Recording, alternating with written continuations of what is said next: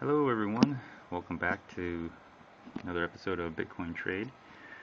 This episode, I will get to a chart analysis real soon here, but I had a chance to read this wonderful article by uh, Cointelegraph.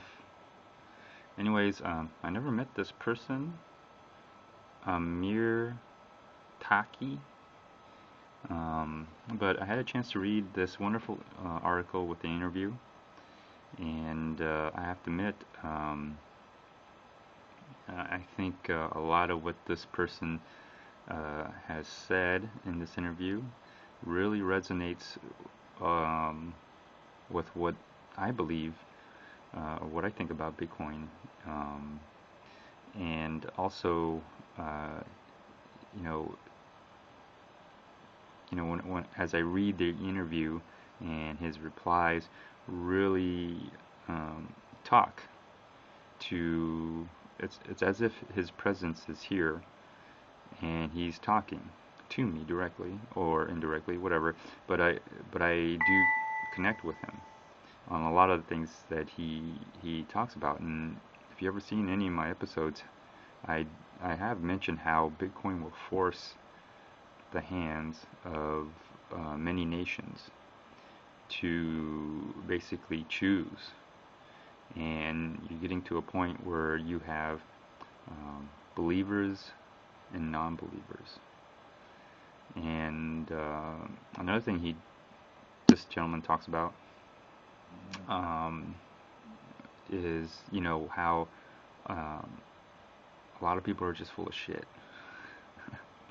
I guess to some degree, and I have to admit that finding someone who's real.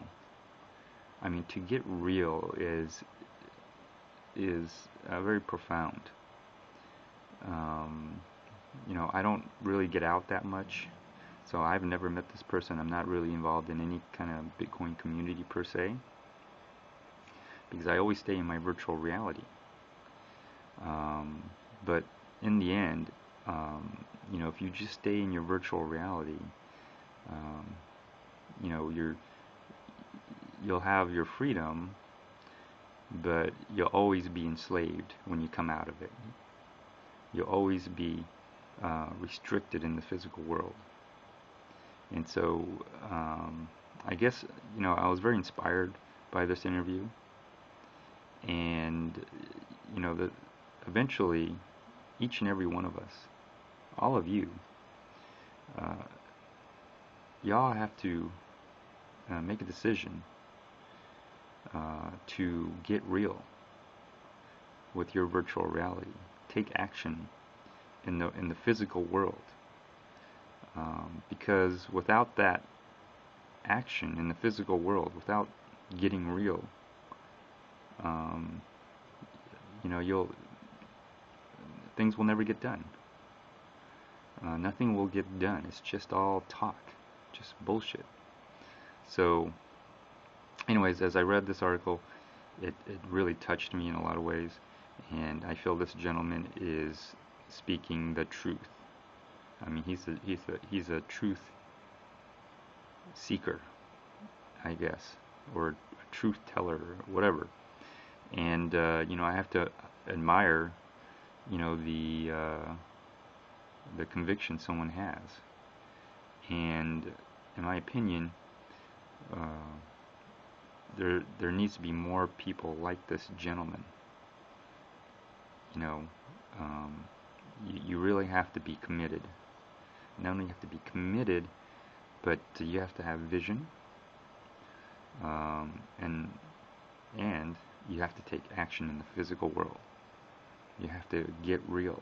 Literally, you have to get real. You have to come out of your virtual reality and make this physical world and the virtual world. You can whatever you're creating in your virtual world, that's cool.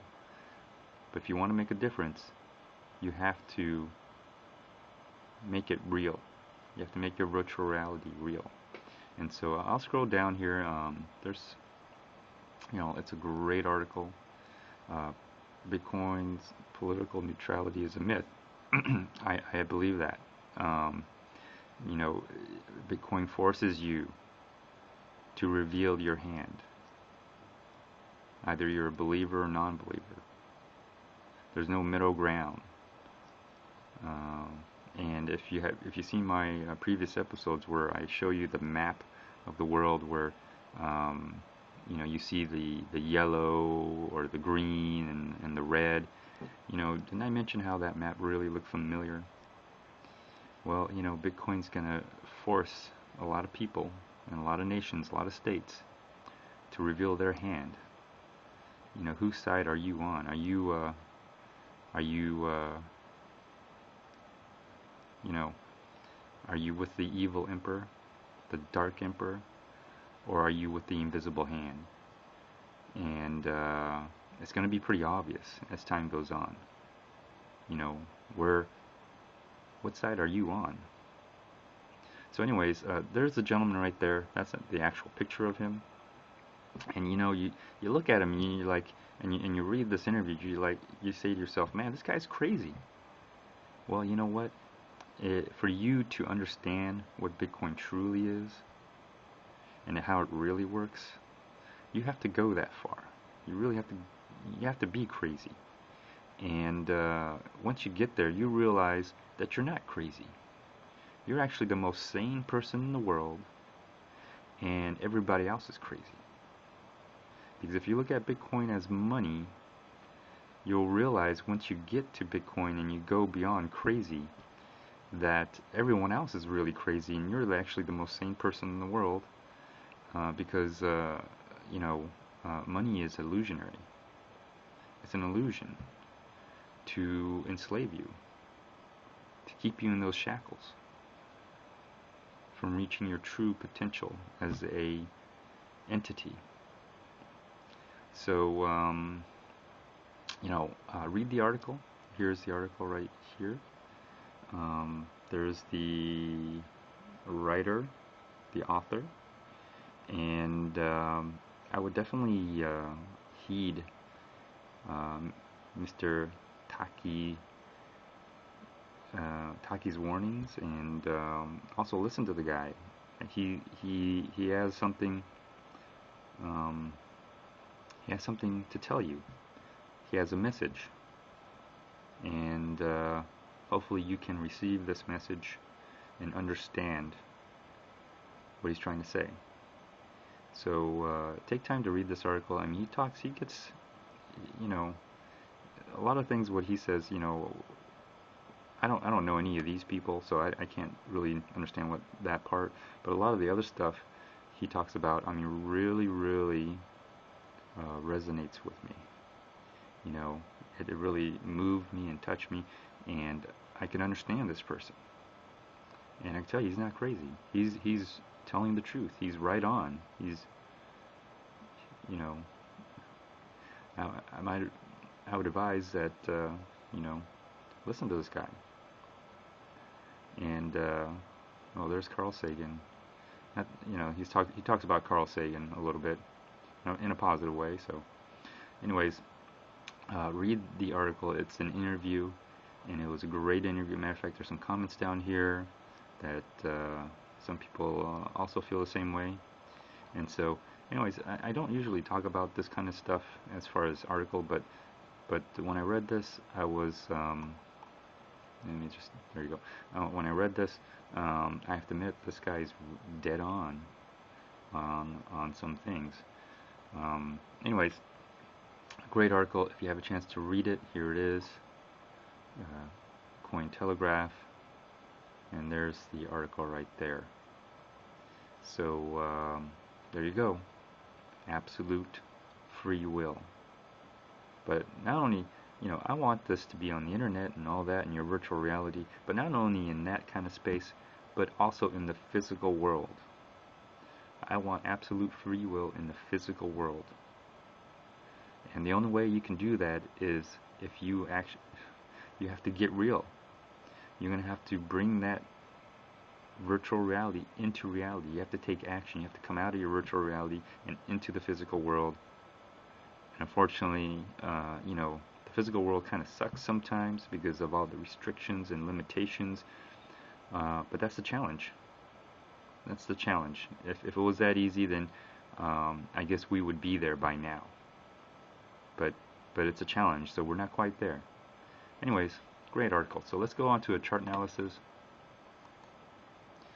And I mentioned in my previous episode, this is Bitfin. I'll just use Bitfin because they're the leading US dollar Bitcoin exchange. I haven't checked on it, but I think they are so far.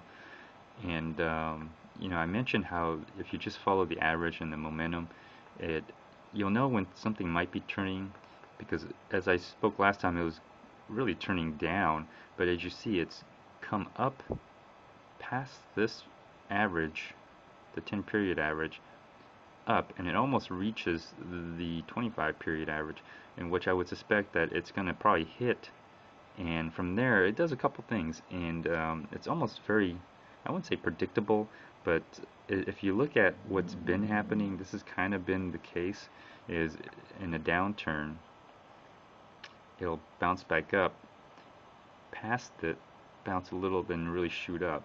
And this is all psychological, because when people see this, they're reacting to what's happening.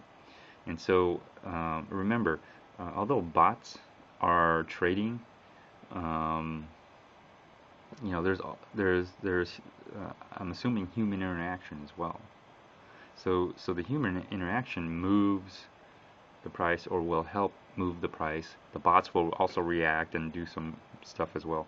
So you see how it broke out going up, and then as it's falling down and it hits this, you'll see that it slowly broke out and then breaking down, and now you see it going the other way, breaking through, and if it breaks above this, there's a good chance it will break up again. So there's no rhyme or reason for it other than people reacting to the price action. And I would say that's 90% of you know, the price of volatility is people reacting, or the bots reacting to the price action. So you always have to, you know, if you're looking at a chart analysis, and if you're in it for, like, you know, a trade as an investor, the price action is important. You got to look at the price action. You have to understand the flow of how people trade, how you trade, and so, you know, so my point is, it's broken through here. It'll most likely hit this line, or it's very close already, and then it'll either do a couple things. It'll break back down and pass this and go down further, or it'll just range here a little bit, and then as these two averages get closer, like around like this right here, and then it breaks up through, there's a good chance that it'll break out on that. So that's what you got to watch for. You got to be careful when you see things like this where it ranges and you're not quite sure, but look at where it's been and where it is now. That'll give you an idea of the direction. So you'll see that it was going down. Also, another thing is, if you look here, you'll see there's a good support here in this area along this line. So that was a great support right here. See that? So if you just look at it and you're able to analyze and see how it's reacting, you'll be able to make a better trade. You'll be able to better position yourself for the uptrend. So anyways, this is going to be a short chart analysis. I just want to talk about that article and just give you an idea what's happening, because in my previous episode I did mention how it's a momentum trade and you got to just watch for the averages sometimes. It's not always lines and waves and news and whatever. You just have to have an overall well-rounded understanding of chart analysis, crowd reaction. You know, just remember, price does, these things move because people believe that the price is going to go up, the price is going to go down, or whatever. And the price only does three things. It goes up, down, or sideways. So anyways, I guess that concludes my episode here. Feel free to like, dislike, comment, or even do a video response. until next time, stay tuned.